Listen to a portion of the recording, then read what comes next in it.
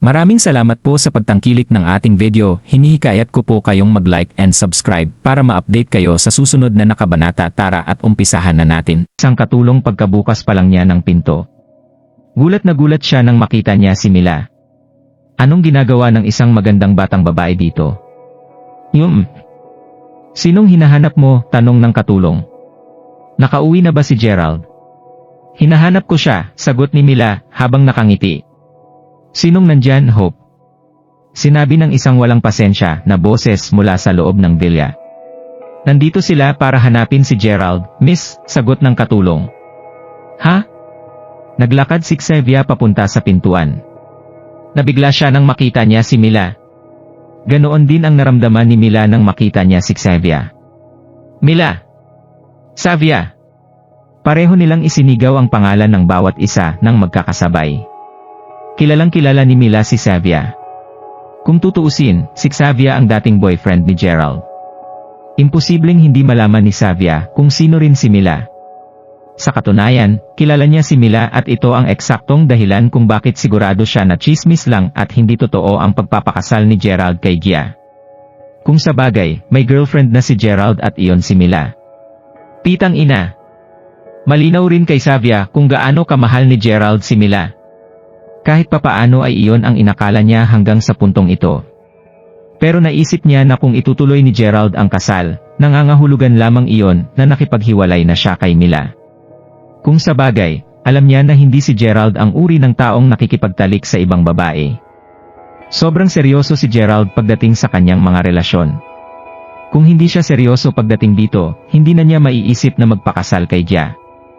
Kung nakipaghiwalay siya kay Mila, bakit pumunta dito si Mila na hinahanap siya? FCK. Pareho kaya ang goal namin ni Mila? Gusto ba niyang makasama ulit si Gerald?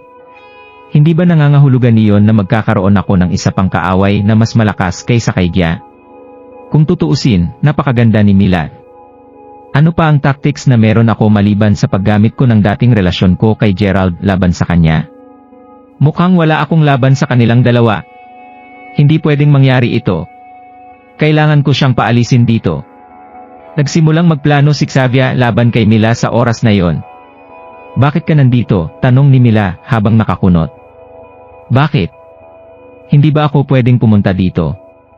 Nakipagbalikan na ako kay Gerald. Nabuntis niya din ako, kaya't nakatira ako dito ngayon para alagaan niya ako at ang baby ko, ngumisi si Xavier. Tumigil ka sa kalokohan mo, sumigaw si Mila habang namumutla sa sobrang takot. Pero kung kasinungalingan lang ang sinasabi ni Xavier, ano ang ginagawa niya sa bahay ni Gerald? Wala akong pakialam sa kung ano man ang sasabihin mo. Oo nga pala, ikakasal na ako sa kanya sa madaling panahon. Bakit ka pa bumalik na hinahanap siya?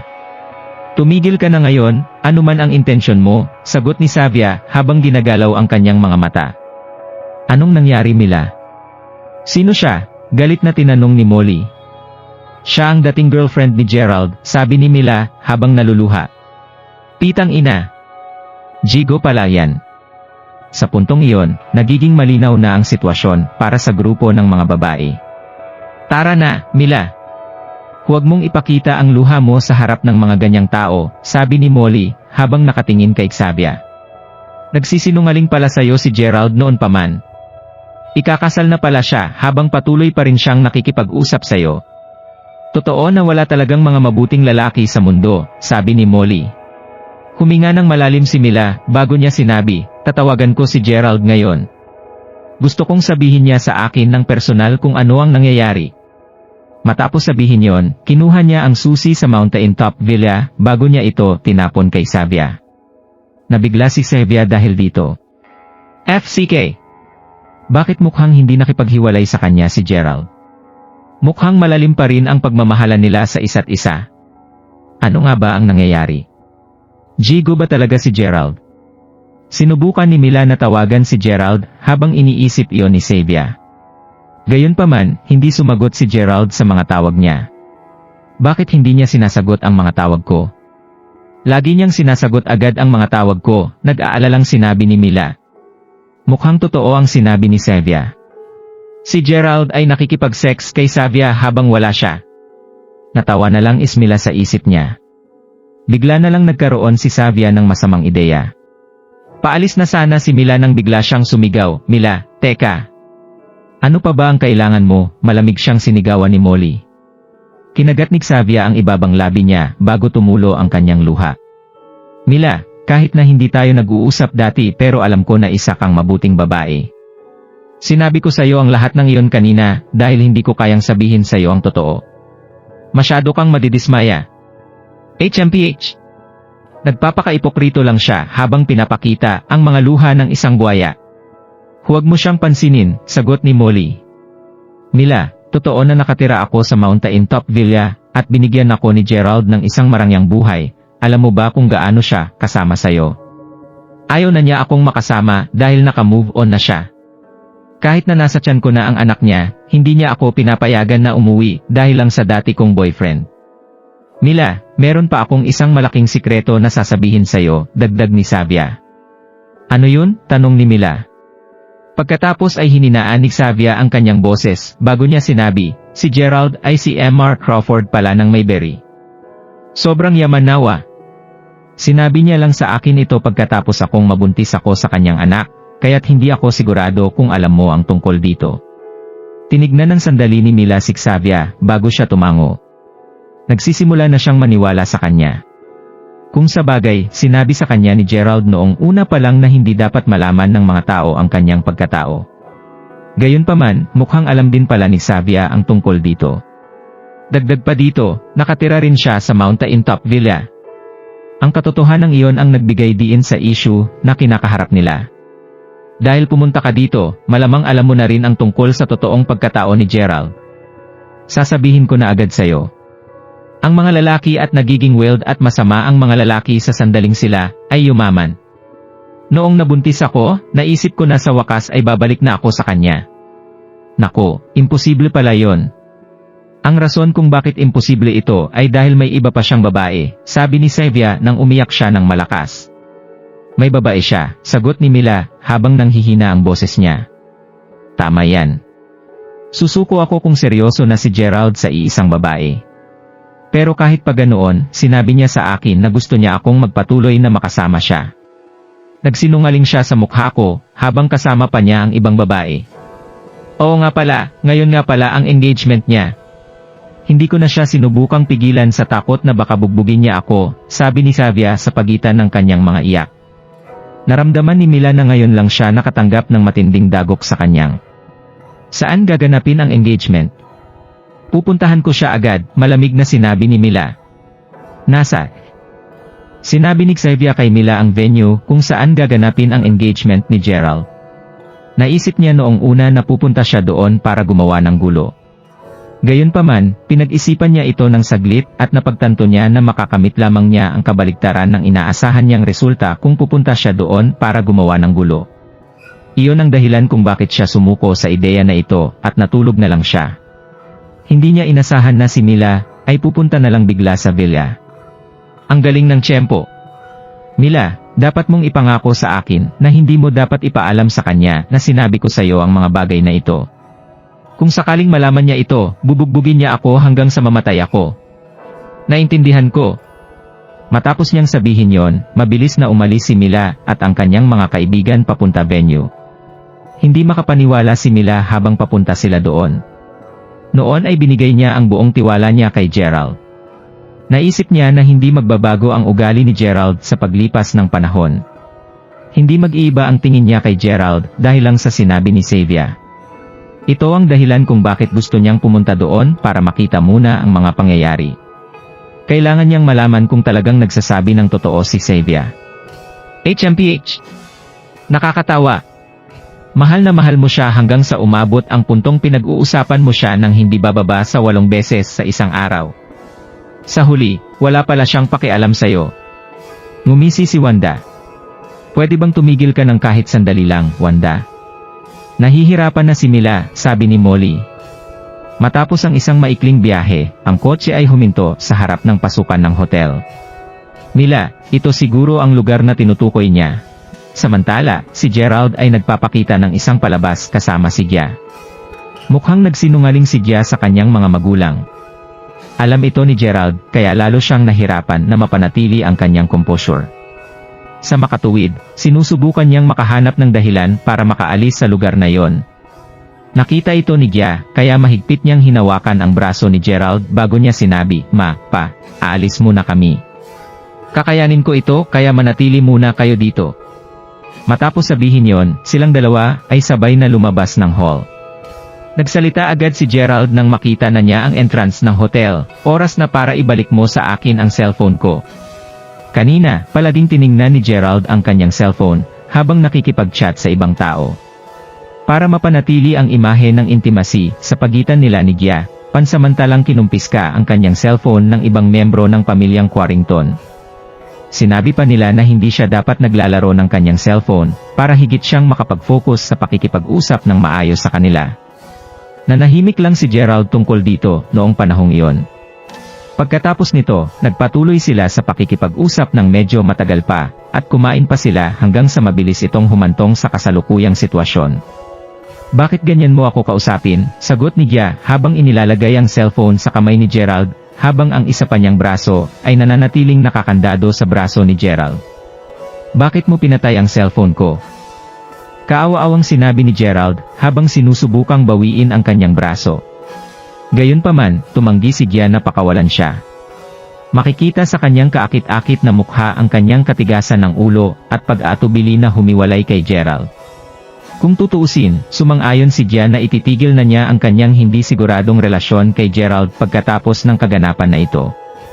Kung magiging maayos ang lahat, pwede pa rin silang manatili bilang magkaibigan. Sa paanong paraan magiging handa si Gia na tanggapin lang iyon? Kahit na alam ni Gerald kung bakit hindi siya pinapakawalan ng babaeng ito, ayaw pa rin ni Gerald na magpatuloy ang isang hindi siguradong relasyon sa kanya. Ito ang dahilan kung bakit napakahigpit ng desisyon niya sa bagay na ito. Ayokong bitawan ka, sabi ni Gia. Gerald. Nabigla si Gerald nang tumingala siya para makita kung sino ang sumigaw ng kanyang pangalan. Mila. Ikaw. Kailan ka bumalik? Ang puso ay nagsimulang mawalan ng pag-asa sa sandaling iyon. Nagulat at natuwa siya sa oras na ito na makita si Mila, ngunit ang kasalukuyang sitwasyong niya ay hindi magandang tingnan para sa kanilang muling pagsasama. Ano? Anong ginagawa mo? Sabi ni Mila, habang kinurot niya ng maigi ang kanyang palad. Inaasahan niya na ang sakit ay makakatulong sa kanya na makontrol ang kanyang luha mula sa eksenang nasa harapan niya. Sa kabilang banda, si Molly at ang iba pa niyang mga kaibigan nakatitig ng masama kay Gerald. Habang papunta sila doon, nagpursig silang aliwin si Mila na si Gerald ay hindi ganong tao. Sinabi pa nila sa kanya na magtiwala si Mila sa kanya. Kung sa bagay, narinig nila noon ang pag-uusap ni Gerald at Mila dati. Habang pinapakinggan nila ang pananalita ni Gerald noon, masasabi nila na siya ay isang matapat at inosente na tao. Medyo sigurado sila noon na hindi siya ang tipo ng mayamang tagapamana na malandi sa ibang babae. Gayunpaman, nabigla ang lahat at wala silang masabi nang masaksihan nila ngayon ang pangyayari na ito. Babaero. Mila. Mali ang inaakala mo, sabi ni Gerald nang hinila niya ang kanyang braso mula sa pagkahawak ni Gia. Nabalitaan ko na ngayon ang engagement mo sa ibang tao. Totoo ba yon? Tanong ni Mila. Hindi. Pakinggan mo lang muna sa paliwanag ko. Sobrang nabalisa si Gerald. Kung tutuusin, sobrang magsisisi si Gerald kung ang relasyon niya kay Mila ay nasira dahil sa isang malabong relasyon niya sa ibang babae. Siya ba si Mila? Ito lang ang nasabi ni Gia dahil biglaan nga naman ang pagdating ni Gia. Sinuri niya si Mila mula ulo hanggang paa at nakita niya na natural ang kagandahan ng babaeng ito. Charming rin ang pagkatao niya. Kaya pala mahal na mahal siya ni Gerald. Habang nakatingin si Gia kay Mila na may bahid ng selos sa kanyang mga mata, napakalakas na emosyon ang umapaw din sa puso ni Mila. Ikaw, binigo mo ako. Sobra mo akong binigo, Gerald. Ayoko nang makita ka ulit, sigaw ni Mila habang tinulak niya ng husto si Gerald bago tumalikod. Tumakbo palayo si Mila habang tinatakpan ang bibig habang kumunot ang noo ni Wanda, nakakadiri ka. Ano naman kung mayaman ka? Kahit si Gia ay hindi may iwasang mapagalitan si Gerald sa pwesto ni Mila. Kung sa bagay, lahat sila ay mga babae. Siguradong magagalit sila sa mga scumbag na tulad niya. Si Gerald mismo ay namumutla dahil sa pagkabalisa, hindi niya maisip kung bakit biglang nagpakita si Mila doon. Gayunpaman, maaaring maghintay iyon. Agad na humabol sa kanya si Gerald.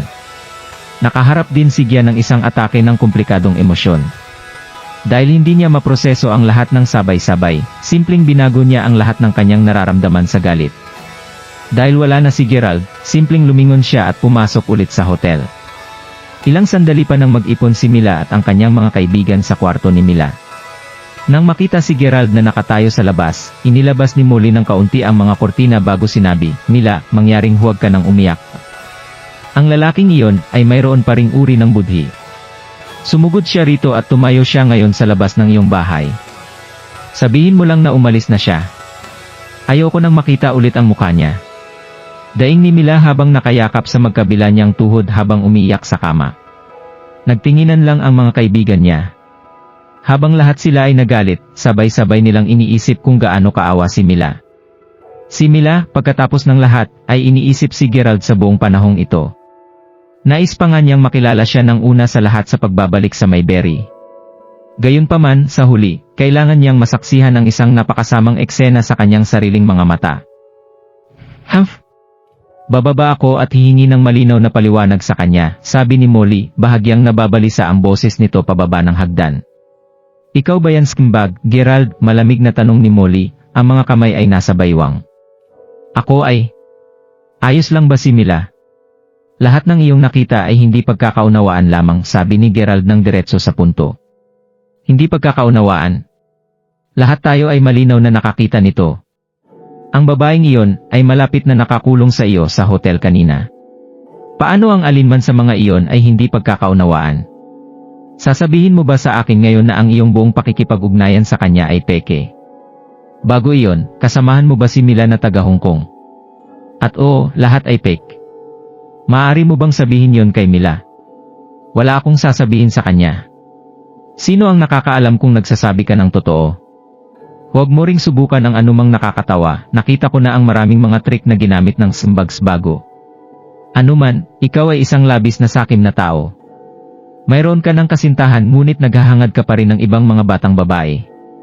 Sa totoo lang wala akong pakialam kung nagsasabi ka ng totoo o hindi.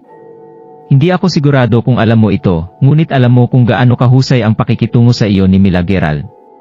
Maraming mga tao sa istasyon ng telebisyon na sinubukan upang makuha ang kanyang pagmamahal, alam mo. Pero alam niya na meron siyang boyfriend, masaya siya at nagpapasalamat para doon. Dahil doon, palagi siyang naging maingat sa tuwing nakikipag-usap siya sa mga humahanga sa kanya. Tuwing sinuman ang nagtangkang lumampas sa kanilang mga hangganan, agad niya itong tatanggihan ng walang awa. Sigurado akong malay mo na kasalukuyang nasa isang malayong relasyon ka kay Mila. Kung nais ni Mila na magkaroon ng isang hindi siguradong pakikipag-ugnay sa alinman sa mga lalaki roon nang hindi mo nalalaman, hindi ito nais mong malaman. Gayunpaman, pinanindigan niya ang bawat oras, siguraduhin na parehong malamig at malayo sa bawat lalaki na sinubukang ligawan siya. Ngayon, wala siyang solong kaibigan na lalaki sa aming istasyon ng telebisyon. Mayroon ka bang kamalayan sa alinman sa mga iyon? Inis na paliwanag ni Molly. Habang totoo na maaaring mapigilan niyang sabihin ang mga masasakit na salitang iyon, wala siyang natagpo ang totoong dahilan upang hindi magpigil. Simpleng naramdaman niya na ang buong sitwasyon ay hindi patas para kay Mila. Alam na alam ko, sagot ni Gerald habang tumatango. Habang alam na niya kung gaano siya komitado bilang isang kasintahan, ang pagdinig sa lawak ng kung gaano niya siya kahalagahan ay hinawakan siya. Kasabay nito, napuno din siya ng malalim na pagkamura sa sarili. Tama ang sinabi ni Molly. Palaging ganoon ang paggamot sa kanya ni Mila. Si Gerald ay ilang beses nang tumawid sa linya bago ang mga insidente na kinasangkutan niya ng pagtulong sa kanyang mga kaibigan.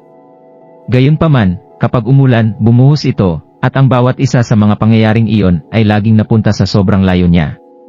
Gayunpaman, maaaring pigilin ni Mila na magkaroon ng anumang mga lalaking kaibigan sa lahat, alang-alang lamang kay Gerald. Bakit hindi ako makagawa ng mas kaunting pakikipag-ugnay sa mga batang babae para rin kay Mila? Sa pagtatapos ng araw, hindi lang maiwasan ni Gerald na makonsensya. Inaasahan lang niya na maipaliwanag niya ng maayos ang kanyang sarili para maipaliwanag siya ni Mila. Alinmang paraan, iyon ay talagang isang peking pakikipag-ugnayan. Kita nyo, ang batang babae na iyon mula kanina. Kaibigan ko lang siya. Pagkatapos nito, ay dahan-dahang idetalye ni Gerald ang lahat ng humantong sa pangyayaring iyon kay Molly. Panay ang paningin ni Molly sa mga mata ni Gerald sa buong oras. Sa oras na natapos na niya sa wakas ang pagpapaliwanag, napagtanto niya na talagang hindi siya nagsisinungaling. Talaga bang nagsasabi siya ng totoo? Pagkatapos ay muli, mayroong isa pang bagay na hindi na idagdag. Tingnan natin kung paano mo ipinaliliwanag ang iyong sarili. Ano? Pinahiram mo lang ang bila na iyon sa ibang babae, sinabi ni Molly matapos marinig ang paliwanag ni Gerald tungkol kay Xavier. Hindi sigurado si Gerald tungkol sa pagbubuntis ni Xavier. Gayunpaman, hindi masyadong mahirap para sa kanya na isipin ginawa niya ang ganyang kasinungalingan. Makikipag-usap siya sa kanya mamaya.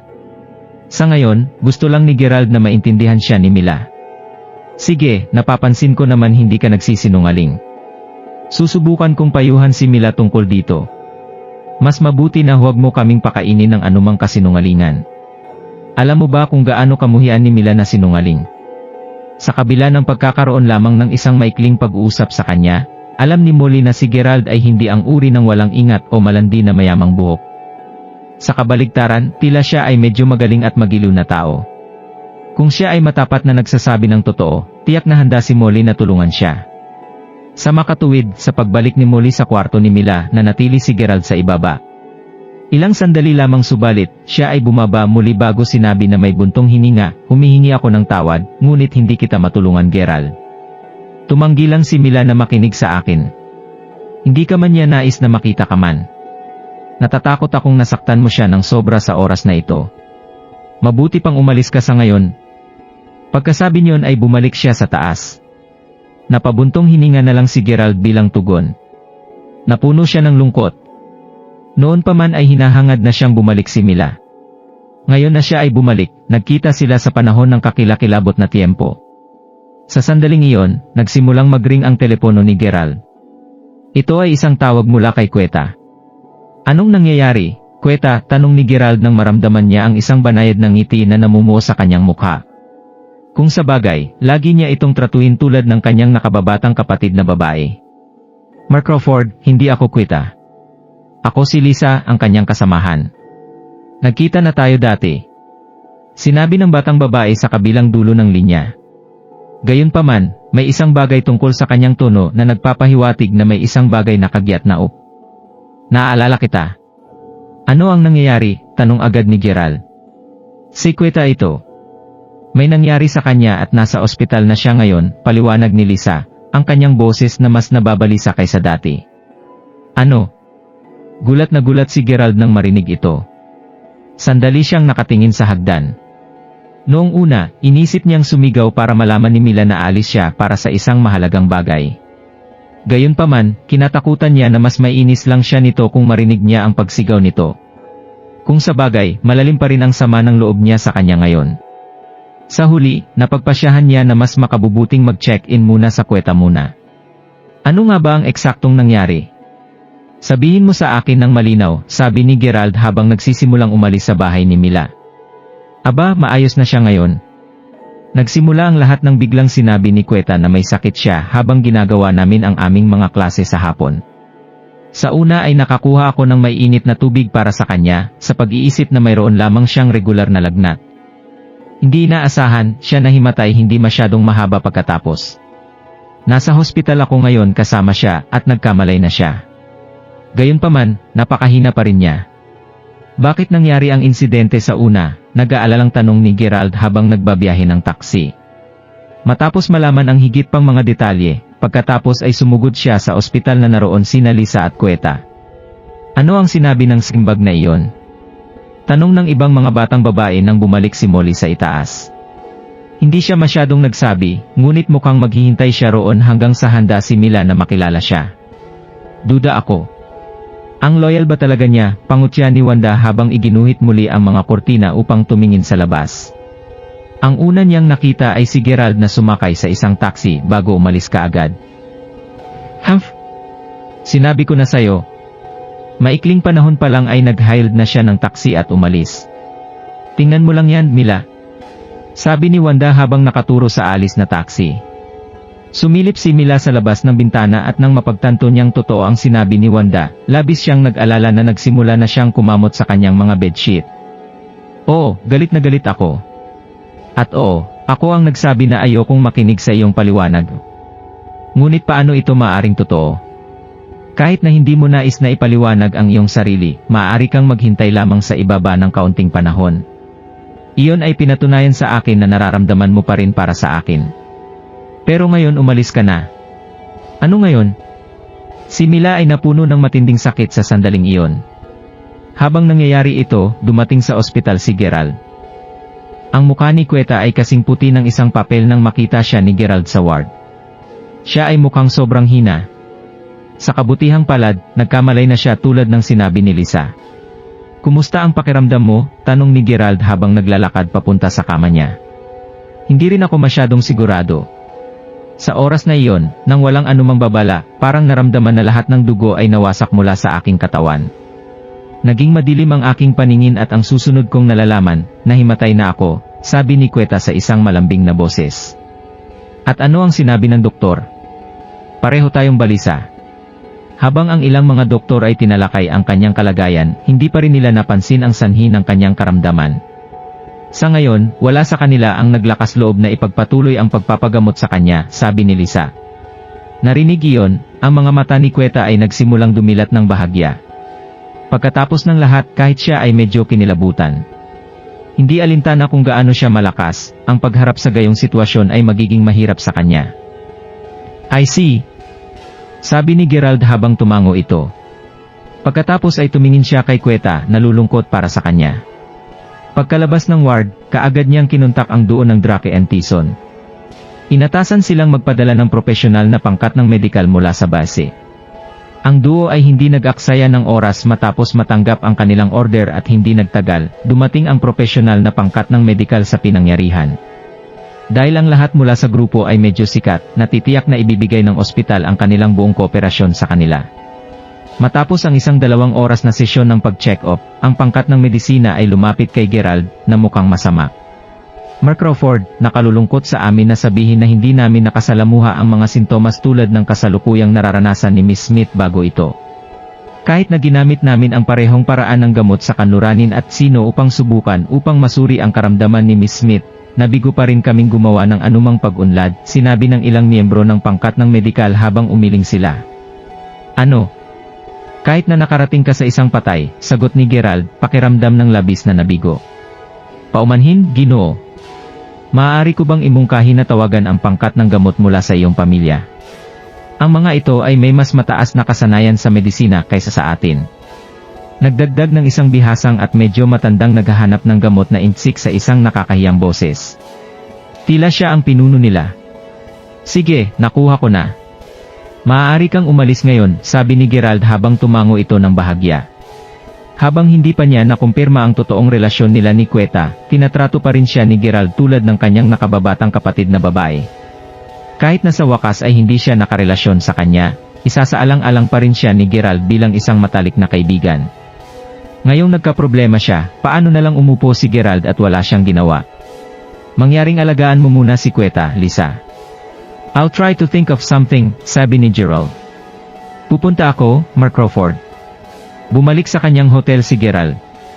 Nang makarating siya doon, nagsimula siyang magpadala ng mga order at gumawa ng mga pag-aayos para kay Zack at sa iba pa.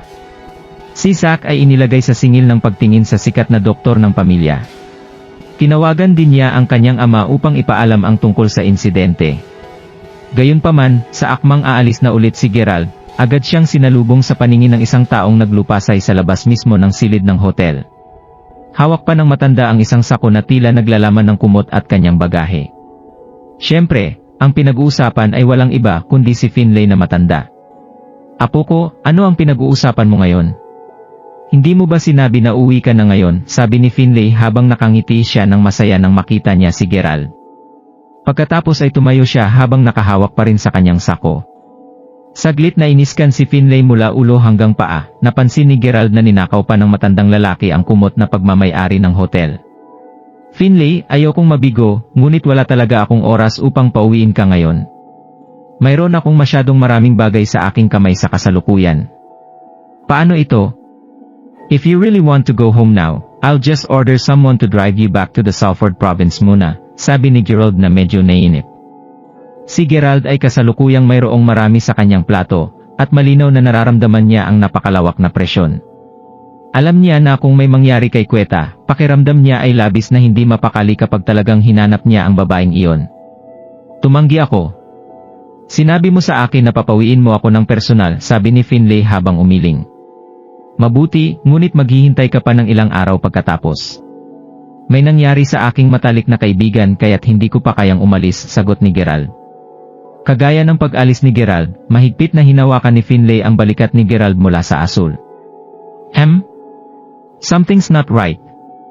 Apo ko, sino ang nakilala mo ngayon? Anong problema? Tanong ni Gerald nang medyo nabigla siya. Hindi niya alam kung ano ang nangyayari sa matanda. Si Finlay ay may edad na at payat rin ito, ngunit nakakagulat na malakas ang pagkakahawak niya. Matapos hawakan ang balikat ni Gerald, hindi makagalaw si Gerald kahit na gusto niya. Paano siya naging malakas? Nagtataka ako. Sino ang pinuntahan mo ngayon, apo ko? Nakakaamoy ako ng isang hindi pangkaraniwang bango mula sa iyong katawan. Tanong ni Finlay nang tumawa siya. Anong hindi pangkaraniwang bango? Sagot ni Gerald habang nakatingin kay Finlay na biglang lumitaw na higit na nasasabik at mahiwaga. Baka umandar na naman ang kanyang ulo na kulubot na. Ito ang bango na nakabatay sa lason, sabi ni Finlay sa isang biglaang hushed tone. Ang taong nakilala mo ngayon ay naghihirap mula sa sakit na nakabatay sa lason. Marahil ay nakipag-ugnay ka sa taong iyon kaya't mayroon kang isang makamandong amoy sa iyo, dagdag ni Finlay. Damn it, napanood mo na ba ang napakaraming die films? Walang magawa na sinabi ni Gerald. Naramdaman niyang umalis sa sandaling iyon.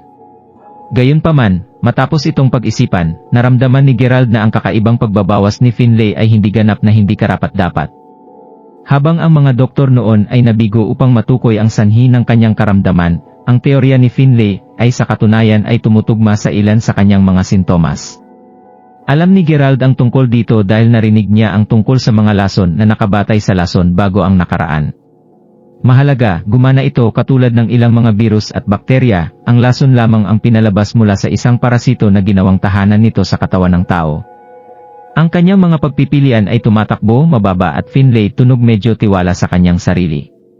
Paano kung mayroon talaga siyang isang uri ng paraan upang pagalingin siya? O sige, dahil kahit ang mga doktor ay nabigo upang masuri ang kanyang karamdaman, maaari mo bang tingnan ang pasyente? Siyempre. Alam ko ang tungkol sa literal na lahat. Tulad ng sinabi ko sa iyo dati, hindi ako pulubi. Medyo napakalakas ko noon. Kung hindi dahil sa maubusan ng pagpipilian si Gerald, hindi niya sasayangin ang oras niya kay Finlay ngayon. Pagkatapos ay muli, ang bayan ng Finlay ay timog kanluran ng lalawigan ng Salford. Marahil ay may alam talaga siya tungkol sa karamdaman. Iyon ang iba pang dahilan kung bakit handa siyang subukan kahit kailan si Finlay. Nang dumating silang pareho sa ward ng Queta, nakita ni Gerald na ang isa sa mas matanda at mas may karanasan na mga nagsasanay ng gamot na intsik mula sa kanyang pangkat ng medisina ay nanatili upang alagaan si Queta. Tila siya ay gumaganap akupungkure para sa kanya sa oras na iyon. Maraming iba pang mga nagsasanay ng gamot at sino ay nakatayo din malapit, gumagalang na nagmamasid at natututo mula sa kanya. Kahit na ang doon na sila Drake and Tyson ay naroroon. Sumilip siya sa ward at agad na tumawa si Finlay bago sinabi, ano ang silbi ng pagsundot sa kanyang katawan ng mga nakalulungkot na karayom na iyon? Ang ginagawa mo ay walang katuturan. Matapos niyang sabihin yon, parehong pumasok sa ward sina Gerald at ang matanda. Sino ka? Paano mo may labas ang ganoong kalokohan sa kakaibang husay na si Drew Hudson? Sinumang tao, palayasin mo siya kaagad. Sabi ng isang taong nakatayo sa gilid. Tila siya ang naging pangulo ng ospital at mukhang hindi siya nasisiyahan matapos marinig ang sinabi ni Finlay. Drew Hudson ay naging tanyag sa maraming taon na ngayon. Ang kanyang mga junior ay tama na nagalit din dahil pareho silang natuwa at nagpapasalamat na masaksihan pa ang kanyang mga kasanayang medikal sa aksyon.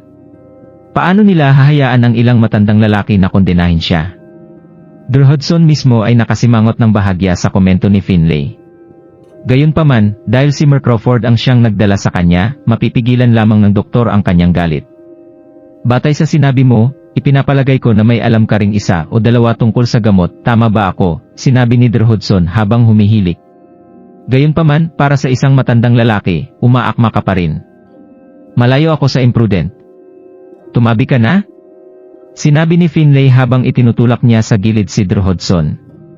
Pagkatapos ay agad niyang kinuha ang mga karayom na pilak na naunang ipinasok ni Drew Hudson sa braso ni Queta. Ikaw, galit na sabi ni Drew Hudson habang namula ang pisngi. Paano naman ako? Kanina mo pa sinasabi na naghihirap siya mula sa isang venom-based na lason. Ang nagawa mo lang ay dagdagan ang bilis ng sirkulasyon ng dugo. Hindi ba't magkakaroon lamang ng pagkakataon na kumalat ang lason sa paligid ng kanyang katawan, sagot ni Finlay. Bata, noong 8 years old ka, may pinagdaanan ka bang katulad sa nararanasan mo ngayon? Kahit na nahihilo ka noon, nangyari ulit noong 12 ka, di ba? Noon, mas naramdaman mong mas magaan ang ulo kaysa dati. Ang sitwasyon ay naging mas masahol sa sandaling naging 16 years old ka. Kung ang aking pagbawas ay tama, dapat mong nadama ang labis na pamumula habang sabay na nadarama na ang iyong mga limbs ay nag-aalala na mahina para sa panahong iyon. Dahil ang iyong kalagayan ay nagpatuloy na lumala sa tuwing magpapakita ito muli, diretso ang pag-blackout ngayon kapag ikaw ay 22 ay hindi dapat sorpresa, dagdag ni Finlay habang nakatingin kay Queta. Nakahiga pa rin sa kanyang kama sa ospital, laking gulat ni Queta nang marinig ang pagsusuri ni Finlay. Paano? Paano mo nalaman ang lahat ng iyon? Si Gerald mismo ay nakatingin kay Finlay, lubos na namangha. Paano niya nagawang hulaan ang lahat ng iyon mula sa isang simpleng sulyap lamang? Ang misteryosong matandang ito ay iba talaga. Sa pag-iisip sa likod, naalala niya na hindi nagbigay ng isang impresyon sa kanya si Finlay sa unang pagkakataon na nagkita sila. Malayo sa makapangyarihan at matalino na matandang si Gerald ngayon ay nakita siya bilang, noon, si Finlay ay simpleng pulubi na may sugatang paa na pinilit si Gerald na dalhin siya sa isang doktor. Habang nagsisimula na siyang maging mausisa tungkol sa totoong background ni Finlay, pinigilan niya ang magtanong tungkol dito sa ngayon dahil magiging abala lamang ito sa mga kritikal na sandaling ito. Gayunpaman, kung talagang nagagamot ni Finlay si Queta, tiyak na iyon ang makakabuti. Sa gayon, dahil ikaw ang matalik na kaibigan ng aking apo, gagamot at aalisin ko ang lason na nakabatay sa lason. Maraming salamat, Ginoo, nagpasalamat na sabi ni Queta. Hindi na kailangang magpasalamat sa akin. Ay oo, kakailanganin ko kayong lahat na umalis para sa ngayon. Magsasagawa ako ng iba't ibang uri ng acupuncture upang alisin ang lason na nakabatay sa lason, kaya ipinagbabawal sa mga ordinaryong tao na magmasid, dagdag ni Finlay. Pagkarinig na iyon ay lumingon ang lahat kay Gerald. Kung tutuusin, kung ang taong may pinakamataas na posisyon ay nagtitiwala kay Finlay, ganoon din sila. Ano pa, si Gerald ang siyang nagdala kay Finlay at ang matanda ay gumawa din ng parehong lohikal at may kaalamang mga pahayag din. Walang dahilan si Gerald na hindi sumang-ayon sa mga tuntunin ni Finlay, kaya tumango lang siya at nagsimulang umalis kasama ng iba pa. Si Drew Hudson mismo ay hindi masabi tungkol sa bagay na iyon. Pasimpleng umiling lang siya bago bumitaw palabas ng ward. Teka, sigaw ni Finlay nang pigilan niya si Drew Hudson mula sa pag-alis. Nakita ko na ikaw ay may husay. Maaari kang manatili dito upang tulungan ako. Kailangan mo ng tulong ko, tinanong ni Drew Hudson nang bahagyang hindi makapaniwala. Narinig iyon, tumingin si Finlay kay Gerald. Sa gayon, dahil pinayagan kanyang tulungan siya, hanapin mo si Drew Hudson. Ako ay personal na huminga ng medyo madali, alam na ang dalawang dalubhasa ay gumagawa ng kanilang makakaya upang gamutin siya, sagot ni Gerald. Pagkatapos ng lahat, sa parehong Finlay at Drew Hudson na nagtutulungan, magiging katulad ito sa pagpapatupad ng dobleng mga hakbang sa kaligtasan. Habang si Gerald ay umalis ng totoo sa oras na ito, ang duo ng Drake and Tyson ay patuloy na nakatitig kay Finlay ng malamig, ang kanilang mga braso ay tumawid. Ang matanda ay laging may isang uri ng trick sa kanyang manggas, at ang duo ay matagal ng inis tungkol dito. Ano pa, si Drew Hudson ay kanilang kasamahan, nakikita siyang niloloko at inaasar ng matandang lalaking iyon ay siguradong nagpagalit sa kanila. Matapos masulyapan siya ng kaunti pa, tuluyan nang nagsimulang umalis ang dalawa nang biglang narinig nila ang sinabi ng matanda na, Walang silbi ang mga karayom na pilak na ito. Tinitingnan ni Finlay ang pakete ng mga karayom na dala ni Drew Hudson nang sinabi niya iyon. Matapos matuklasan na sila ay walang silbi, gayunpaman, itinapon lamang niya sila sa pagbitiw sa tungkulin. Ikaw! Masyadong malayo iyon. Sigaw ni Drew Hudson, nanginginig ang kanyang mga kamay sa galit. Humph! Nagsasabi ako ng totoo. Ang mga karayom doon ay lahat ng basura. Kailangan ko ng mga totoong karayom tulad ng mayroon ang mga kapatid doon. Kayong dalawa, ilabas ngayon ang mga karayom na pilak, sabi ni Finlay habang nakatingin sa kapwa Drake at Tyson na nakatayo pa rin sa pintuan. Sa sandaling marinig ang sinabi niya, ang dalawang lalaki ay nagkatinginan sa isa't isa. Ang kanilang mga ekspresyon ay nagbago ng malaki habang tinitingnan nila si Finlay. Ano ang tinitignan mo? Halika ngayon, huwag mo nang itago ang iyong manggas. Ibabalik ko sila kapag tapos na ako, sabi ni Finlay habang siya ay dahan-dahang lumipat sa kanila. Bago pa sila makapag-react, nasa harap na nila si Finlay. Pagkatapos ay agawin niya ang kanilang mga pakete ng mga karayom na pilak ng may sobrang kadalian. Ikaw, kapatid. Ang noo ni Drake ay napuno ng malamig na pawis nang pigilan niya si Tyson sa paggalaw. Habang ang matanda ay diretsahang tila medyo pangit at ordinaryong, ang kanyang mga aksyon ay mabilis at tumpak. Napakabilis at tumpak ng mga ito, sa katunayan, na si Drake ay nararamdaman ngayon ng pantay na takot at kaba. Hindi pa naranasan ni Drake ang gayong damdamin dati. Sumulyap ng isang huling pagkakataon kay Finlay sa hindi makapaniwala, pagkatapos ay hinila niya si Tyson palabas ng silid. Si Drew Hudson mismo ay inilagay ang kanyang mga braso sa likuran niya habang siya ay nakatayo sa gilid. Hindi lamang siya makapaniwala na ang isang matandang, malapulubi na tao tulad ni Finlay ay maaaring magkaroon ng anumang uri ng mga kakayahan sa lahat. Gayunpaman, ang pamamaraan ni Finlay ng pagpasok ng mga karayom na pilak ay sabay na tumpak, bihasang, at nakasisilaw. Hindi nagtagal bago simulang mapagtanto ni Drew Hudson kung anong pamamaraan ang ginagamit ni Finlay sa sandaling ginawa niya. Gayunpaman, ang bibig ng doktor ay nagsimulang manginig ng bahagya habang siya ay bumulong, ito ba ang deadly acupuncture therapy? Pagkatapos ng isang maikling sandali na balisang naghihintay si Gerald sa labas ng ward, parehong Finlay at Drew Hudson ay biglang lumabas ng ward. Nang makita ni Gerald silang dalawa, nahanap niya na medyo kakaiba at kahina-hinala na si Drew Hudson ngayon ay tila mas magalang kay Finlay. Napansin din ni Gerald na habang palabas na sila ng silid, halos subukan ng doktor na suportahan ang braso ni Finlay, bagaman mabilis siyang nagbago ng isip sa huling segundo. Kamusta? Tanong ni Gerald. Halos gumaling na siya. Pwede kang pumasok at bisitahin siya ngayon, sabi ni Finlay na may chuckle. Narinig iyon, pumasok siya kaagad sa ward upang suriin si Queta. Mas maganda ang hitsura niya ngayon kumpara sa mas maaga, at kahit na ang karaniwang rosa sa kanyang mga pisngi ay nagsimulang bumalik. Hindi ka dapat mag-alala, Gerald. Mabilis ay may pambihirang kasanayan sa medisina. Sinabi ni Queta nang makita siya, malinaw na nag-aalala pa rin si Gerald sa kanyang kalagayan. Mabuting malaman iyon, sagot ni Gerald, huminga ng mahabang hininga. Maraming salamat, mabilis. Sambit ni Gerald sabay turo kay Finlay. Ang matanda na lalaki ay malaki ang naitulong kay Gerald. Kahit na si Gerald ay medyo naiinis sa kanya sa simula, napuno siya ng taos-pusong pasasalamat kay Finlay. Hindi ito big deal. Apo ko, kung wala nang iba, pwede na ba tayong umalis? Tinanong si Finlay, maliwanag na pinag-uusapan ang tungkol sa pagpapadala sa kanya ni Gerald pabalik sa kanyang bayan sa lalawigan ng Salford. Si Finlay ay tila nais na niyang umalis ngayon, na humantong sa ekspresyon ni Gerald na agad na naging malas. Kung sa bagay, mayroon pa siyang isang issue na dapat pansinin. Bagaman hindi siya naintindihan ni Mila, galit na galit siya ngayon na hindi siya handa na makinig sa paliwanag niya. Ano pa ang dapat niyang gawin ngayon? Humawak ka ng konti pa. Pupunta tayo roon kaagad kapag naayos ko ang isyong ito. Matapos sabihin niyon, sinabi ni Gerald kay Queta na kumuha muna ng magandang pahinga bago umalis sa kanyang ward upang tumawag. Kahit na maraming mga sunod-sunod na tawag ang ginawa niya, binitawan kaagad ni Mila bawat solong oras. Napapabuntong hininga lamang si Gerald. Mila, bakit hindi ka pumili ng anumang mga tawag niya? Siguro nagbago ang isip niya ngayon, sabi ni Molly. Bumalik sa bahay ng pamilya Smith, si Mila at ang kanyang mga kaibigan ay nakaupo sa harap ng telebisyon habang kumakain ng merienda. Nakikita kung paano nabitin si Mila sa bawat solong tawag ni Gerald, hindi mapigilan ni Molly na subukang payuhan siya. Tumanggi ako, sabi ni Mila habang itinapon ang kanyang telepono habang kumakadyot sa isang potato chip. Malinaw na siya ay kumikilos sa ganitong paraan wala. Sa sandaling iyon, tumunog ang doorbell.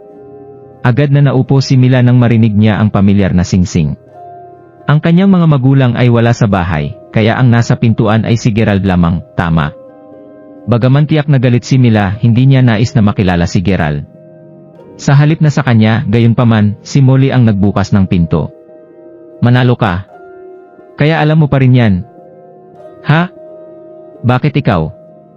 Sinabi ni Molly, ang kanyang tono ay nagpapahiwatig ng malinaw na pagkasuklam. Nandito ba si Miss Smith? Kailangan kong makausap siya tungkol sa isang bagay, sagot ng isang kaaya-ayang pambabae na boses.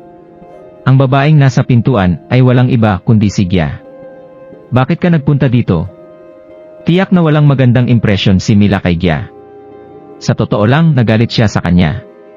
Kung walang kinalaman si Gerald kay Gia, bakit siya malapit sa kanyang braso? Bakit nga ba niya ginugusto na makasal na kay Gerald? Miss Smith, nais kong kausapin ka ng pribado, kung okay lang iyon, sabi ni Gia. Kung napili lamang ni Gia na bumalik sa bahay pagkatapos ng lahat ng iyon, alam niya kung gaano hindi mapalagay ang pakiramdam niya sa huli kung hindi niya muna husayin ang mga bagay sa pagitan nila ni Mila. Ito ang dahilan kung bakit gusto niyang makipag-usap muna kay Mila muna. Anong gusto mong pag-usapan? Sabihin mo na?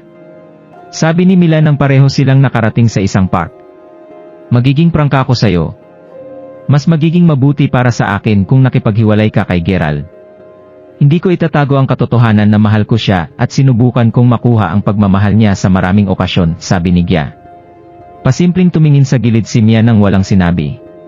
Gayunpaman, dahil talaga sa mahal ko siya na nakikita ko kung gaano siya katapat sa iyo. Hindi rin ako gumagawa ng alinman sa mga ito. Ang kanyang damdamin para sa iyo ay nanatiling hindi nagbabago mula pa sa simula.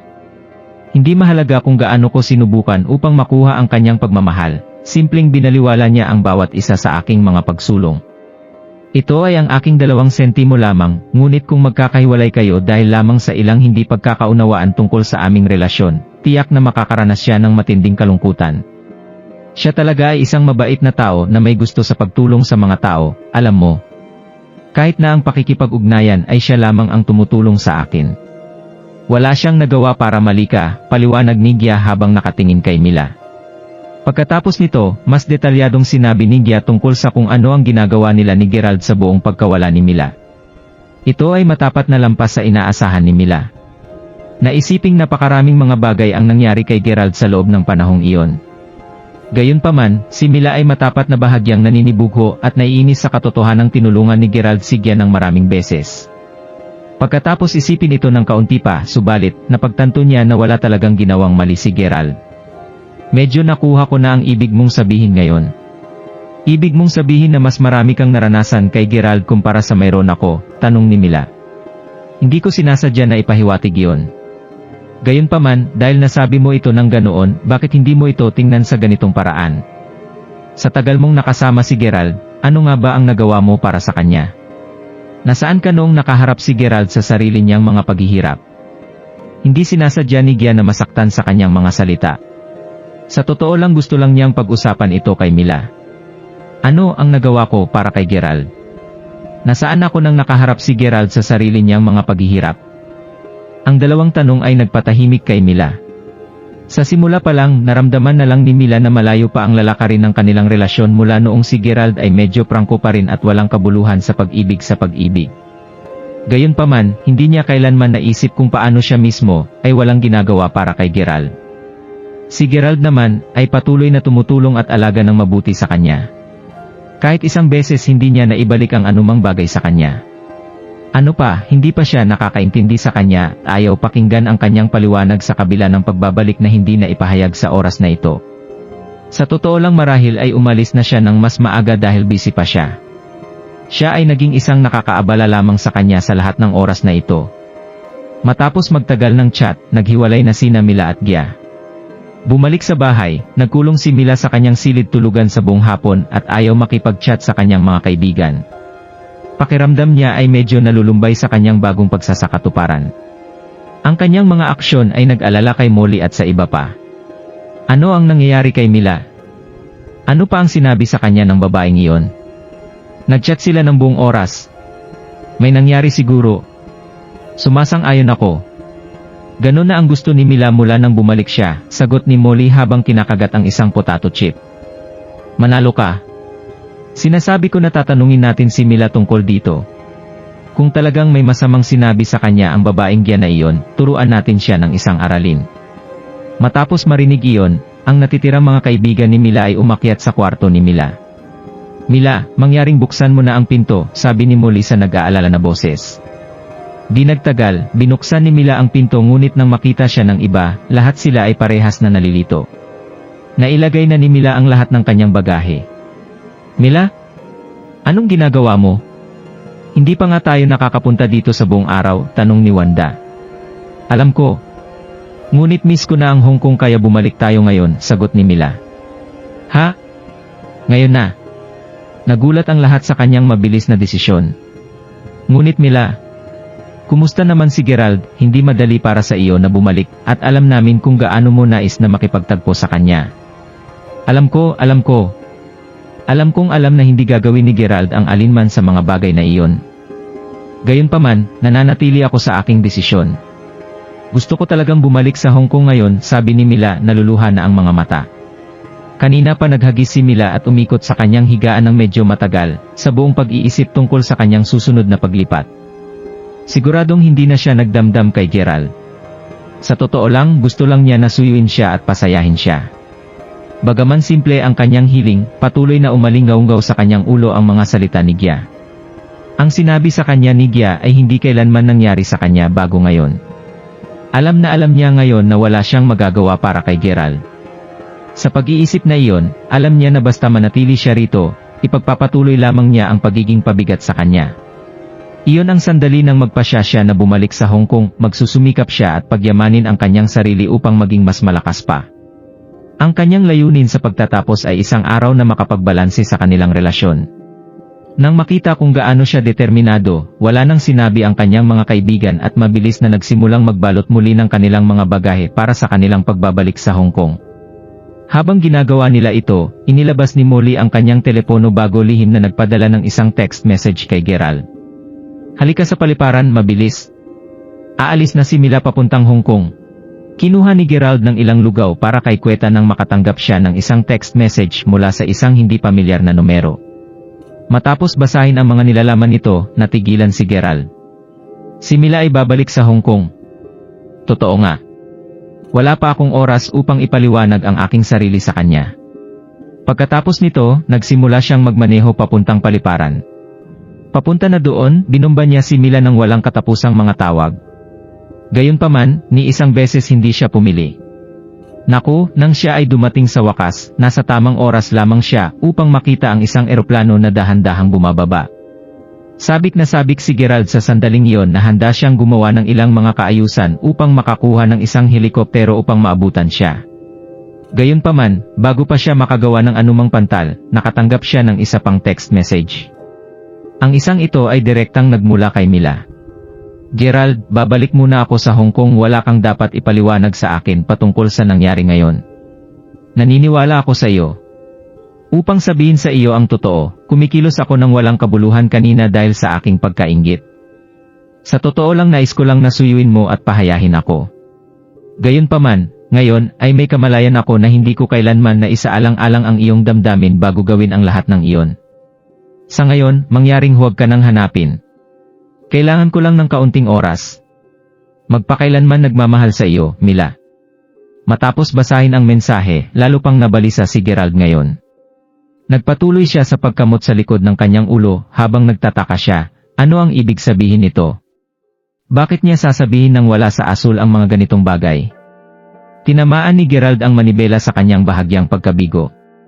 Napakatagal ng panahon mula nang huli kaming magkakilala, ngunit wala na siya bago pa tayo nagkaroon ng pagkakataong makipag-usap ng maayos sa isa't isa. Nang bumalik sa ospital si Gerald, kitang-kita ang galit pa rin niya. Sa huli, hindi mapigilan ni Gerald na sabihin kay Kweta ang tungkol sa nangyari, inaasahan na mabigyan niya siya ng kaunting payo tungkol sa bagay na ito. Ano nga ba ang eksaktong ibig sabihin ni Mila sa mensahe na iyon? Gusto ba niyang makipaghiwalay sa akin? O talagang may iba pa ito? Matapos marinig ang kwento ni Gerald, simpleng ngumiti si Kweta. Hindi siya nakikipaghiwalay sa iyo. Hindi mo ba nakita na partikular na idinagdag niya ang bahaging nagsasabing mahal ka niya magpakailanman? Sigurado akong isinulat niya iyon, alam na sigurado na iisipin mo ang mensahe. Huwag mag-alala Gerald, malinaw na gusto lang niyang maiwan mag-isa sandali. Pasimple na bumuntong hininga si Gerald nang marinig ang sagot ni Queta. In short, galit pa rin siya sa akin. Kung hindi lang ako pumayag na tulungan si Gia, wala sa mga ito ang mangyayari. Ano man, sinabi ni Mila na nais niyang maiwan siyang mag-isa sandali. Mas makakabuti kung hindi ko siya ginambala sa ngayon. O sige, sa sandaling mahanap ko si Xara sa lalawigan ng Salford, pupunta ako sa Hong Kong upang salubungin siya. Kinabukasan mismo, sina Gerald, Queta, at Finlay ay magkasamang sumakay sa matulin na rails na patungo sa lalawigan ng Salford. Si Gerald ay nagmisyon na maghanap ng isang tao roon. Bago sumakay sa matulin na rails, sinabi na ni Zack kay Gerald ang tungkol sa isang maliit na pag-aari na matatagpuan sa lalawigan ng Salford na na-invest ng kapatid ni Gerald dati. Habang tila matagal na niyang kinalimutan ito, ito ang dahilan kung bakit mayroon siyang isang tao sa lalawigan ng Salford na tutulong sa kanya. Dahil mayroon siyang mga kaugnay na koneksyon doon at sapat na pera, kakailanganin lamang ng ilang araw upang hanapin ang nasabing tao. Mayroon bang ilang mga prutas, Marquick? Pinutol ko na ang ilan para sa iyo, sabi ni Queta na mahina pa rin ang bahagya. Gayunpaman, malinaw na nagpapasalamat siya kay Finlay sa pagligtas ng kanyang buhay. Sa katunayan, inalagaan niya ng mabuti sina Gerald at Finlay mula nang pumasok sila sa matulin na rails. Kaya, nasaan ang eksaktong bahay mo, Marquick? Nakalimutan ko ang eksaktong address, ngunit talagang makikita ko ito muli kapag nakarating kami sa lalawigan ng Salford, sagot ni Finlay. Ngumiti lamang si Gerald nang walang magawa doon. Habang nakatingin si Gerald sa bintana, na tila malalim ang iniisip, narinig niya ang isang gulong babae na boses na nagsasabing, Gerald, bakit ka nandito? Nagulat ito sa kanya.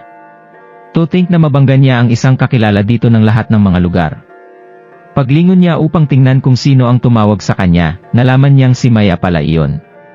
Sa tabi niya, ay isa pang tao na nabunggo niya noong isang araw. Kung tama ang naalala niya, Warren ang pangalan niya. Ang dalawa ay nakaupo sa tapat lamang nila at tila sila ay bahagi ng isang pangkat na binubuo ng ilang ibang hindi pamilyar na tao. Ang pinaka-nagulat sa kanya, gayunpaman, ay kung paano sila nagbihis. Sa kaibahan sa kanilang suot sa araw na huli silang nagkita, lahat sila ay nagbihis na tulad ng mga mag-aaral. Noon, isang batang babae mula sa grupo ni Maya ang nakatingin din kay Gerald, kasunod sa tingin ni Maya. Pupunta ako sa lalawigan ng Salford. Saan ka pupunta? Kaswal na sagot ni Gerald. Pupunta rin tayo doon. Ngunit hindi mo kailangang malaman kung bakit kami pupunta doon, mahinahon na sabi ni Maya. Ano ang isang seryosong pagkakataon? Mukhang maaari kong mabangga siya kahit saan man. Di alintana, mukhang medyo maayos ang ginagawa ni Gerald. Kung tutuusin, sa halip na sumakay sa normal na tren, pinili niya na lang ang sumakay sa rails. Matapos ang simpleng pagbati, medyo matagal pa silang nag-chat bago tuluyang tumigil sa pakikipag-usap sa kanya si Maya. Habang si Gerald ay simpleng sumusubok na maging mabait sa kanya, tila ayaw niyang mag-abala sa kanya. Mabuti si Gerald sa ganoon, at simpleng ginawa niya ang pareho. Pagkatapos ng lahat, kahit na parang si Maya ay patungo sa lalawigan ng Salford upang sumailalim sa ilang lihim na misyon, hindi gaanong interesado si Gerald dito. Samantala, katatapos lamang ni Queta ng pagputol ng isa pang prutas. Kitang-kita niya na parang magkakilala sina Gerald at Maya. Ano pa, nakaupo siya sa tapat lang nila. Dahil sa pagkakaroon ng pagkakataon, ngumiti si Queta habang tinanong niya si Maya sa isang mabait at mainit na tono, nakapagputol na lang ako ng prutas, miss. Gusto mo ba ng ilan? Salamat, ngunit hindi ako kumakain ng mga prutas, kaswal na pagtanggi ni Maya. Sa kanya, si Gerald ay mababa pa rin tulad ng dati. Natural na hindi niya kailangang ipakita ang alinman sa kanyang mga kaibigan ng paggalang din. Ito ay katulad ng isang senaryo kung saan ang isang bilog ng mga kaibigan ay ganap na hindi papansinin ang isang solong tao, dahil lamang sa lahat ng iba doon ay tumingin din sa kanila ng masama. Dahil si Gerald ang taong minasdan ng kanyang grupo, ang sinumang kaibigan niya ay tiyak na tratuhin ng pareho. Sa kabaligtaran, kung ang tao ay medyo malakas sa loob ng bilog ng mga kaibigan, ang anumang mga kaibigan na ipinakilala nila ay tiyak na iginagalang at pinapaboran ng iba. Paunang intensyon ni Queta na gawing mas magalang si Gerald sa harap ng kanyang mga kaibigan. Hindi inaasahan, ang magandang ginang ay tila naiinis sa kanya kaagad mula sa paniki. Matapos marinig ang kanyang tugon, simpleng namula si Queta bago bawiin ang kanyang kamay, pakiramdam ng medyo mapait. Maya, nagdala ko ng ilang mga tangirin. Galing sila sa mga kamag-anak kong bayan at medyo sweet sila. Dito, hayaan mo akong magbalat ng isa para sa iyo. Sabi ni Warren habang nakangiti sa kanya. Yabang karaniwan para sa iba na subukan ang kalugod-lugod sa kanila, binigyan ng kanilang mga mataas na katayuan, hindi nila bibigyan lamang ng isang pagkakataon ang mga random na tao na mangyaring sila. Malinaw na bibigyan sila ng labis na respeto. Matapos marinig ang alok ni Warren, kaagad na tumango si Maya ng bahagya. Tangirins mula sa Mayberry ay medyo sikat. Galing kami sa Hilaga kaya't bihira nating matikman ang mga ito. Magkaroon din tayo. Pang-aasar ng ilang batang babae na nakaupo sa likuran lamang ni Maya. Ang kanilang pangkat ay malinaw na binubuo ng mga tao mula sa lahat ng dako ng lugar. Sigurado. Dito ka na, nakangiting sagot ni Warren habang inaabot ang ilang mga tangirin sa kanila. Matapos ang pagbabalat ng isa para kay Maya, inabot sa kanya ni Warren ang tangirin, at isinukbit niya ito sa kanyang bibig bago sinabing, "Tama ka. Ito ay talagang matamis." Habang nagsimulang mag-chat ang grupo ni Maya tungkol sa mga usapin sa pamilya sa susunod, nakikita ni Gerald na si Queta ay namumula ng hindi maganda habang tinititigan niya si Maya. Hindi masisisi ni Gerald sa pakiramdam na ganoon. Kung sa bagay, medyo may galit din siyang nararamdaman sa ugali ni Maya. Malinaw na hindi talaga nirerespeto ni Maya si Queta. Ngumiti siya saka tinapik sa balikat si Queta bago magbalat ng orange para sa kanya. "Paano tayo makakarating sa Wendell City, Gerald?" tanong ni Queta habang kumakain ng kanyang orange. "Pupunta kami doon sa pamagitan ng kotse. Dahil hindi kami nakikipag-usap sa anumang partikular na espesyal, hindi na namin kakailanganin ang tulong ng mga may-ari ng pag-aari ng aking kapatid na namuhunan sa Salford City. Makikita natin kung paano maglalaro ang iba pa sa paglaon," sagot ni Gerald. Pagkatapos ng lahat, bukod sa kanya, si Zack lamang ang ibang tao na alam ang tungkol sa mga utos ng kanyang ama na lihin niyang siya sa atin ang insidente. Sa pagkakaalam ng iba, si Gerald ay simpleng pupunta sa lalawigan ng Salford para sa isang paglalakbay. Oto ang dahilan kung bakit hindi pa niya napapaalam sa mga may-ari ng namuhunan na pag-aari doon tungkol sa kanyang pagdating. Pagkatapos ng lahat, wala talaga siyang anumang mga kahilingan sa ngayon. Narinig din niya na ang pag-aari ay hindi masyadong malaki, mas maliit sa katunayan, kumpara sa kung ano ang pagmamay-ari niya sa Mayberry. Sa isang iglap lang ng mata, 4 na oras ang lumipas at ang gabi ay dahan-dahang gumapang. Sa oras na iyon, higit sa 10 mga mamahaling kotse ay napark sa labas mismo ng Salford High Rail Station. Bakit wala pa siya rito? Nakakapagod itong tumayo rito ng napakatagal. Anuman, upang isipin na personal kang dumating, Gizatir. "Sino ang eksaktong hinihintay natin?" sabi ng isang babae. "Manahimik ka at tumayo ng maayos. Kung napunta ka sa pagkakasala sa taong iyon dahil sa iyong kamangmangan at kadaldalan, tiyak na mahihirapan kang maghirap," sigaw ni Gizatir, isang nasa edad na lalaki, sa kanyang nasasakupan. Ang County Salford ay ang sentro ng lungsod ng lalawigan ng Salford. Ang pagiging sentro ng lungsod, laging ito ay umunlad at abala. Sa kabila ng pagiging isang mataong lungsod, ang 10 mga mamahaling kotse ay nakapark sa harap ng laging abala sa Salford High Rail Station na partikular pa rin ang nakakaakit. Sa sandaling iyon, sa wakas dumating ang rails sa istasyon. Nakatayo, bahagyang nag-inat si Gerald bago bumaba ng rails kasama sina Queta at Finlay. Nang dumaan siya kay Maya at sa pangkat ng mga kaibigan niya, gayunpaman, pasada lang siya sa kanila nang hindi man lang binati ang lahat. "Humph! Tingnan mo lang ang ugali na yan. Sino ang guguluhin ang tungkol sa kanya? How dare he not take initiative to greet me?" Naisip ni Maya sa sarili. Hindi niya kailanman inaasahan na magtatapos si Gerald sa pagiging isang matigas na ulo. Maliwanag na si Maya ay mayroong isang superiority complex. "Kung binati mo lang ako, pipigilan ko ang maabala kita. Gayunpaman, para sa isang taong katulad mo na huwag pansinin ako, ang iyong mga aksyon ay katulad ng pagsira sa isang magandang bagay. Nakakahiya at nakakainis. Gayunpaman, hahayaan niya itong dumulas sa oras na ito." Pagkatapos nito, siya rin ay bumaba ng rails kasama ang kanyang pangkat. "Hindi mo ba sinabi na may susundo sa amin sa sandaling dumating kami sa istasyon, Warren?" tanong ni Maya habang ang ilan sa kanyang mga kaibigan ay nagsimulang tumingin sa paligid. Tulad ng pagtatanong niya doon, naririnig ang tunog ng kotse. Segundo makalipas, isang malaking Land Rover ang nagmaneho at huminto sa harap ng pangkat. Inikot ng driver ang bintana ng kanyang kotse, at maya-maya ay nakita ng grupo ang bata, guwapong lalaki, na nagmamaneho nito. "Dito, Warren," sabi ng lalaki. "Jamier," sagot ni Warren habang medyo kumakaway ng kamay. "Wow! Ito ay isang Land Rover." "Ano ang pinagkakakitaan ng kaibigan mo, Warren?" tanong ng ilang batang babae na nakatayo sa tabi niya. "Ah, well, naging kaklas ko siya dati sa Police Academy." Gayunpaman, pagkatapos niyang magtapos, hindi siya naging isang opisyal ng pulisya. Dahil sa tinawag siya ng kanyang ama sa bahay upang manahin niya ang kumpanya ng kanilang pamilya. Sagot ni Warren na may chuckle. Hindi mapigilan ng mga batang babae na tumingin kay Warren na may paghanga matapos marinig iyon. Bakit kagaya ng mga pambihirang tao?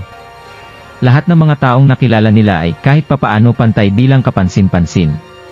Speaking of which, Maya, hindi mo sinabi na marami kang mga kaklas sa high school sa County Salford. Sinabi mo na susunduin nila tayo, di ba? Kung alis tayo sa kotseng ito ngayon, hindi ba sila makapagtagpo sa amin noon? Tanong ng isa sa mga batang babae. Speaking of mga kaklase, kumusta na ang isang kamag-aral mong high school ngayon? Ang isa na sinabi mong nagtaguyod ng kanilang sariling negosyo. Ano ang deal niya? Tanong ni Warren habang naglalakad papunta sa sakyan ni Jamier. Oh, kaibigan yan. Pareho kaming mula sa pangkat ng kompetisyon ng aming high school noon, at siya ay isa sa aking maraming mga kamag-aral na nakapasa sa pagsubok at kalaunan ay nagkalo sa County Salford. Dahil ang aming misyon ay magsisimula sa loob ng ilang araw, naisip kong masarap na makilala siya upang magkaroon muna ng kasiyahan.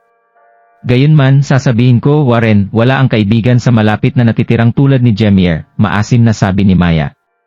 Sa sandaling iyon, lahat sila ay nakatayo sa tabi ng Jamier's Land Rover. Habang pinapakilala pa nila ang kanilang sarili upang makilala ng husto ang bawat isa, isa pang tunog ng tunog ang narinig.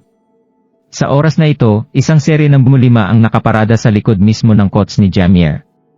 Nang ibinaba ang harapan ng bintana ng kotse, isang lalaki at babae ang makikita na magkatabi na nakaupo. Pareho silang kumaway habang sinasabi, medyo matagal na, Maya. Vinci. Leonard. Masayang sagot ni Maya. Nang makita na maging ang mga kamag-aral ni Maya ay dumating sa isang marangyang kotse upang sunduin siya, ang dalawang batang babae na nakatayo sa tabi niya ay nagselos. Kung tutuusin, wala sa alinman sa kanila ang mayroong maraming mga kamag-aral o kaibigan na ipinagyayabang. Kahit na minsan ay mayroon sila, matagal na silang tumigil sa pakikipag-ugnay sa kanila. Ang sesyon ng pagbati at pagpapakilala ay nagpatuloy sa oras na ito na may dalawang labis na muka. Dahil lahat sila ay matagumpay na tao, nagbahagi sila ng maraming magkatulad na mga saloobin at pananaw. Sa maraming taon na tayong hindi nagkikita, Maya. Labis na namiss kita. Ito ang perpektong oras upang tayo ay muling magkasama. Sabi ni Vinci habang nakahawak siya sa magkabilang kamay ni Maya ng masigasig. Si Vinci mismo ay mukhang kakit-akit. Bigla na lang iniangat ni Vinci ang kanyang ulo habang nakatingin sa likuran ni Maya na parang nakatulala. Ha? Hindi ba? Si Gerald ba talaga iyon? Sinabi ni Vinci habang pinagmamasdan si Gerald at ang kanyang kakaibang grupo na magkakasamang naglalakad palabas ng istasyon habang bitbit ang kanilang mga baon. Manalo ka. Tama na siya, sagot ni Maya. Gerald, sigaw ni Vinci. Nagulat si Gerald nang marinig ang tawag sa kanyang pangalan. Paglingon niya, nakita niya sila Vinci at Leonard. Hindi pa nakakausap ni Gerald ang dalawa sa labas ng mga kompetisyon, kaya't hindi siya masyadong malapit sa alinman sa kanila. Sa pagitan ng dalawa gayunpaman, siguradong mas nakikilala ni Gerald si Vicky. Kung sa bagay, si Leonard ay nagmula sa isang mayamang pamilya kaya't binigyan siya ng mas kaunting dahilan upang kausapin si Gerald noon. Leonard ay mas malapit sa Maya at ang iba pa. Pagkatapos ay lumakad si Gerald sa kanila na may isang nagtataka na mukha bago sinabi, Vinci. Leonard. Habang hindi siya masyadong nakikilala sa kanila, dati pa rin silang magkaklase. Ito ang nag-iisang dahilan kung bakit siya nakikipag-usap sa kanila sa isang palakaibigan. Maikli lang siyang naskan ni Leonard mula ulo hanggang paa bago hindi na isang tumango bilang tugon sa pagbati ni Gerald. Si Vicky naman, tumalon sa harap ni Gerald bago tinapik sa balikat. Hoy, Gerald. Matagal na. Hindi mo pa rin nakikipag-ugnay sa amin. Noong araw, sina Gerald at Vinci ay dating magkapareha tuwing lumahok sila sa mga kompetisyon. Dahil pareho silang kadalasang nakapagtagpo ng disenteng pagraranggo, nagsisimulang makaramdam si Gerald ng bahagyang nostalgic ngayong nagtatagpo ulit sila pagkatapos ng napakatagal. Alam ko diba? Napakatagal na, sagot ni Gerald. Speaking of which, the dude over there your girlfriend, and a family member of hers. Mukha talaga siyang maganda. Alam mo, maaari kang dalhin ni Leonard sa kung saan mo nais pumunta, sabi ni Vinci. Sa totoo lang, may makikilala pa ako mamaya, dagdag ni Leonard nang marinig niya ang mungkahi ni Vinci. Nakangiting ngumiti lamang si Vinci matapos marinig ang kanyang tugon at mabilis na binago ang paksa. Ay, nga pala, pareho kayong hindi pa alam, ngunit ikakasal na kami ni Leonard. Mga 3 buwan din akong buntis ngayon. Naku wow! Binabati kita, sabi ni Maya, kitang-kita na nabigla sa revelasyon. Napatingin siya kay Gerald na parabang kinukumpara siya kay Leonard. Hoy, ngayon ko lang napagtanto, ngunit tingnan ang lahat ng mga sakyan doon, sabi ni Jameer mula sa asul habang nakaturo sa isang sulok. Ha? Oh wow! Lahat sila ay mga mamahaling kots, sabi ng isang batang babae sa gulat na boses matapos na lumingon upang hanapin ang sarili. Lahat ng iba pa ay pantay na nagulat. Sabihin, hindi ba ang unang kotse na iyon ay pagmamay-ari ni Barry Satir? Ang kilalang negosyante sa ating bayan, tanong ni Leonard na tila kinikilala ang modelo ng kotse. Naniniwala ako. Napakakatuwang makita ang isang lalaking tulad niya na naghihintay na pumili ng isang tao. Naalala ko ang pagpunta sa isang pag-andar sa negosyo kasama ang aking ama noong bata pa ako. Noon, hindi ko sinasadya na kumatok sa kanya at tinapik niya ang aking ulo, alam mo. Sabi ni Jameer na medyo mayabang. Sa palagay ko susubukan kong pumunta doon at batiin siya. Ang isa sa mga tagapamahala na naghihintay sa kanya ay alam na ang aking ama, sabi ni Jameer habang naglalakad. Ang kanyang aksyon ay kapwa nagulat at napahanga ang lahat doon. Matapos maglakad papunta sa nasabing manager at makipag-usap ng kaunti, sa huli ay bumalik si Jameer. Paano ito napunta? Tanong ni Warren. Pasimpleng bati ko sa kanya. Sinabi niya sa akin na narito sila upang pumili ng isang malaking boss kaya wala siyang oras upang kausapin ako. Sumulyap din sa akin si Xartir, ngunit hindi ako naglakas loob na kausapin siya. Habang lahat ay tuwang-tuwang nagsasalita, hindi mapigilan ni Gerald na makaramdam ng awkward na nakatayo roon. Kaya, sinabi niya kay Vinci na alis siya bago lumabas ng eksena. Hindi siya tinangkang pigilan siya ni Vinci dahil alam niya kung gaano ito kakulitan para sa simpleng pagpunta niya doon. Gaano kaiba, bakit wala pa si Crawford, sabi ni Barry habang tinitingnan ang oras na kinakabahan, butil ng pawis na dumadaloy sa noo niya.